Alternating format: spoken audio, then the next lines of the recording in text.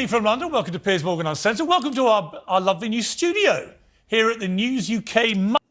Hello, everybody, and welcome back to the Matthew and Carleen channel. Today, we are covering feminist entitlement. Let's get into it, shall we? Mothership in London Bridge. We've left Ealing in West London. No tears, no flowers. And we're here, where it all happens. So, what have I missed? I've been in Los Angeles trying to lie under palm trees with Stormy Daniels.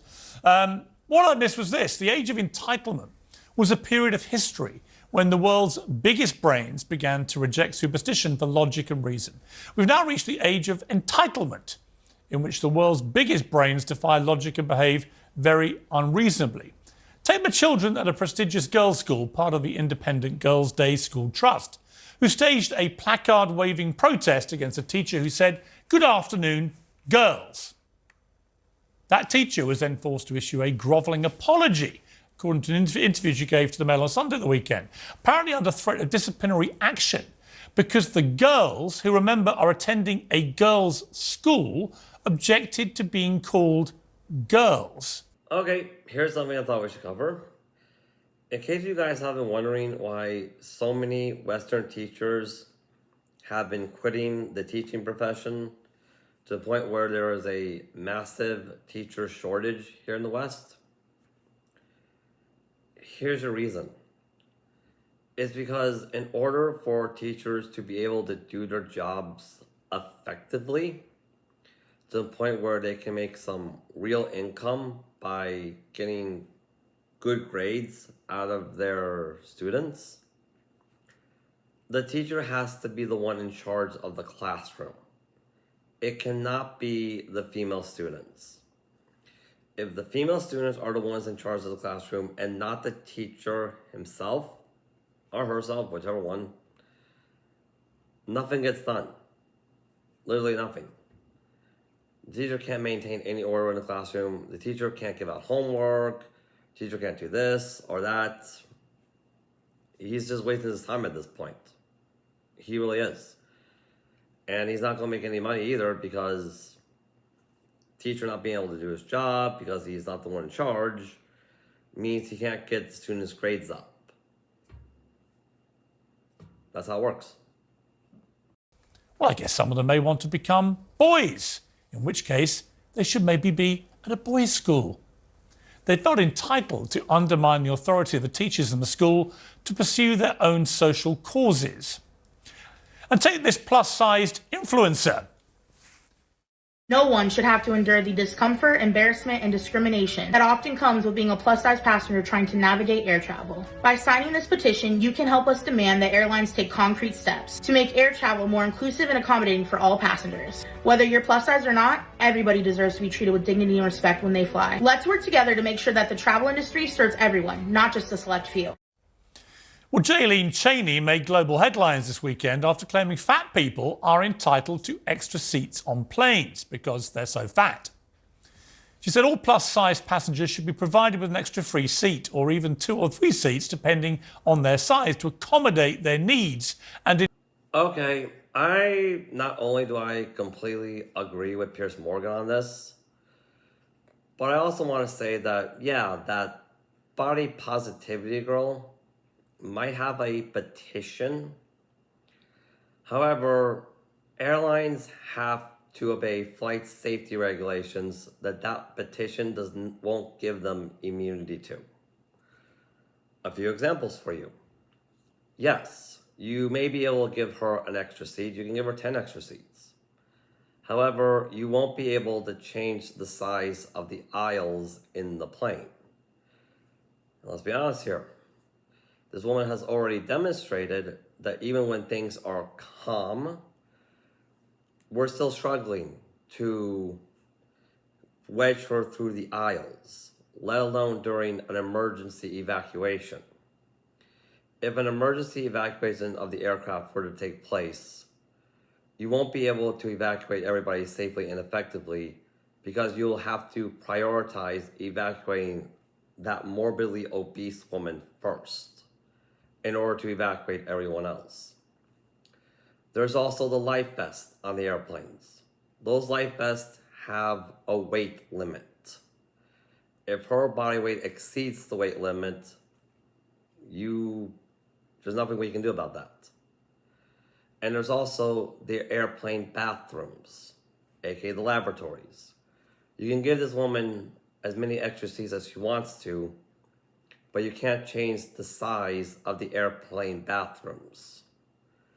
And let's face it, everybody, that woman's poop cannot stay on the passenger's side of the aircraft, especially during long flights where airlines are required to provide food for the passengers. And yeah, sure, she can say, hey, you give other people accommodations. Yes, but those people apply for their accommodations. They provide doctor's notice scientifically proving that their disability is beyond their control and is permanent.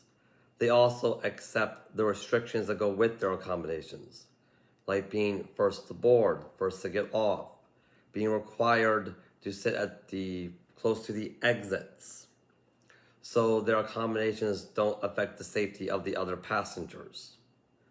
This so-called body positivity woman is asking to bypass all that, violate so many flight safety regulations, as well as put so many people's lives in danger for no more reason than the fact that she's been pointing fingers at men to the extent where she is mentally incapable of physically taking care of herself.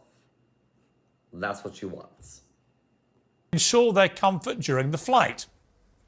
Well, look, Jaylene, you can have your extra seat, you can have 10 extra seats, but you've got to pay for them. Why should you be entitled to special treatment, raising the cost of travel for everybody else because you're obese? Maximum self-entitlement, zero self-accountability. So you've invited me to speak here, and I'm being heckled nonstop. And I'm just asking for an administrator to sign the That's an administrator. Your racism is showing. Wait, Respect black women. if you want a marketplace of ideas, you have gotten what you wanted, take it.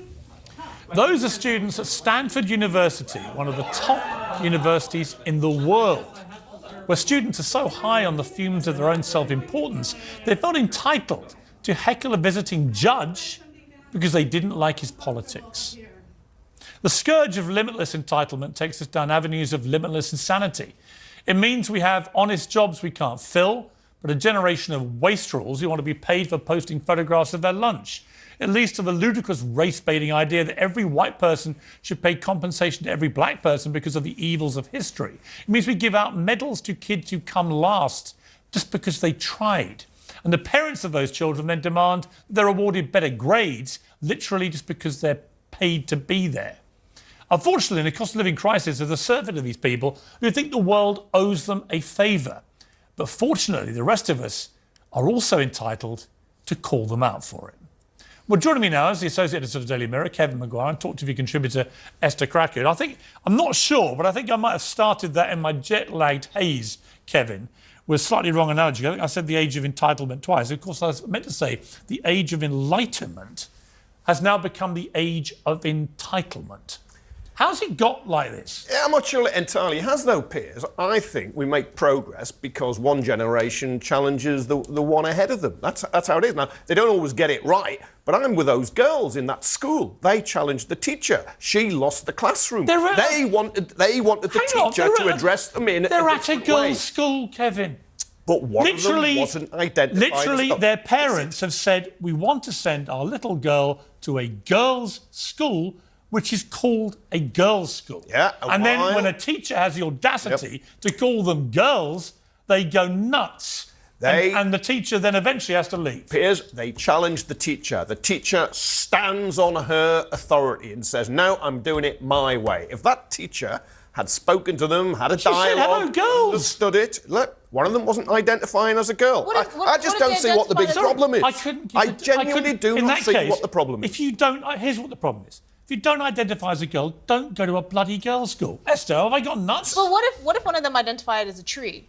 Would you say Yes. hello, I don't know, flora and that fauna? happen? Well, I mean, before I went away, I identified I went to a girls' school. and identified my as a teachers- black lesbian, as you know, Esther, and Yeah, I know. your cackle went around the world. Don't set her off again. But this is the problem. If anyone can identify as anything they like, then this insanity just goes everywhere. Oh, of course. But I think the bigger message that's being sent out here is that the children are ruling the classrooms, which should never be the case. And there's no point of them going to school, because part of going to school is learning discipline. Yeah, I'm going to have to completely agree with the woman here on this one. Yeah, if the students are the ones in charge of the school and not the teachers themselves, like I said before, they're not going to learn because the teacher can't teach them. Also, let's be honest here, this could also weigh into the current female unemployment here in the West.